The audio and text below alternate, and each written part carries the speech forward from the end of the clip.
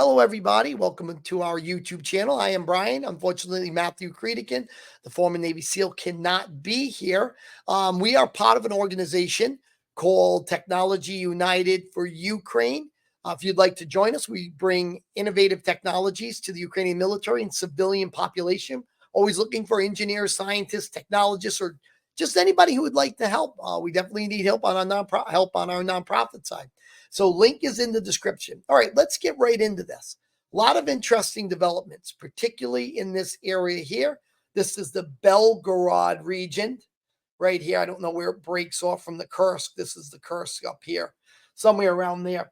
But the Ukrainians have done a invasion, it looks like, not an incursion where they go in and they pull out. Looks like this could be, again, another invasion. And the amount of forces, we are not exactly sure. Russian military bloggers are saying a few hundred. But again, the Ukrainians are doing an amazing job of operational security. So it's good. None of us should know. And that's why the Kursk offensive worked so well, as they kept operational security at its best. What's interesting is a few weeks ago, Matthew and I were talking about why were the Ukrainians really hitting the rear of this Kursk Russian offensive. So we know the Russians came into this area a few months back, which has not been a very big success. They have been stopped and have lost a tremendous amount of troops trying to reinvade Ukraine through the Kharkiv area. They did this once and then were pushed out at the beginning of the war, and now they're doing it a second time. But we were talking about why were they heavily shelling the rear element of this offensive. Now, Matthew said, it looks like they're going after artillery, their defensive networks back here, and supplies. And that's indicative that they may well be looking to hit the rear element at some point. You weaken it and then hit it. The Ukrainians haven't been focusing so much up on the front lines. They've been really hitting this rear element. So if we can imagine that this Belgorod offensive makes it somewhere out here, that puts these roads right here under fire control of the Ukrainian artillery, HIMARS, and the other platforms they have, and they'll be able to hit this. What they could also do is make their way from the Kursk area here and then come up here and just cut off these troops completely from supplies. But as of right now, we have no idea, and that's a good thing. The Ukrainians have done, again, a brilliant job of not exposing what their plans are. Let's go over the Kursk offensive. We know that they've made it further out. They have about 1,100 plus kilometers occupied at this point. We also know roughly around here, there was some bridges that got knocked out. There was 3,000 Russian troops in here, and they are currently cut off. And we know the Ukrainians have also pushed in from this area. So let's call this the western side of the Kursk offensive. And this area here has been completely cut off, and in here is the 3,000 Russians.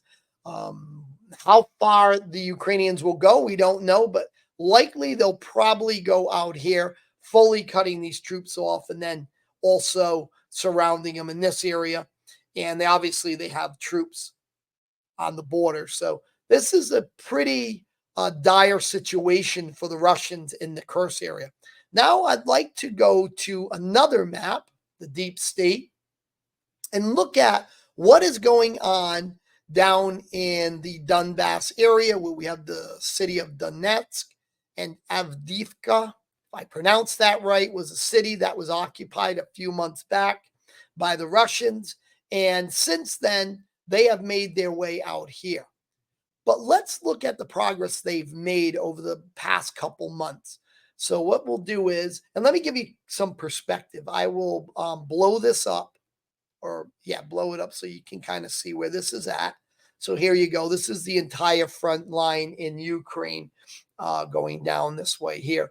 But let's go back in, and we're going to look at the amount of progress over the last several months the Russians have made.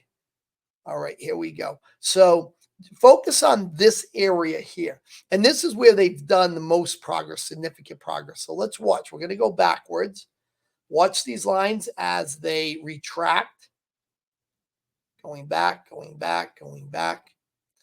Now, let's start the timeline going forward, and you can really see the progress they've made over the past several months. Now, remember, this progress has been made at a tremendous loss. I mean, the amount of men to gain roughly something like this area here has been absolutely catastrophic for the Russians. They've lost tens of thousands of men, artillery, armored personnel carriers, tanks, supply trucks. I mean, you name it. Let's look at the distance they've gone. And this is a rough guesstimate here. We're looking at what, 10 kilometers. So, it's been at a tremendous loss. But, this is what they have as an objective. And, they're throwing these massive amounts of troops out there to kind of pressure forward. But, whether the cost benefit is actually worth it, one can argue it definitely is not. So that was the update I had for you guys. Lots going on. Hopefully Matthew will be here tomorrow and we can kind of get his perspective. He's over there doing things, and hopefully he can come back and give an update. So everybody, thank you again for coming to our channel. Please, if you'd like to join Technology United for Ukraine, links in the description. Oh, and by the way, we just did a show with Rick the Ukrainian. Go check out his channel. We talked about one of our innovative technologies, the fiber optic drone, which we are bringing to the Ukrainians currently. There will be fundraisers for that, and we'll be putting that out where these frontline troops will be raising funds for our non-jammable fiber optic drone. All right, everybody. Again, Slava Ukraini, and we hope to see you on the next video.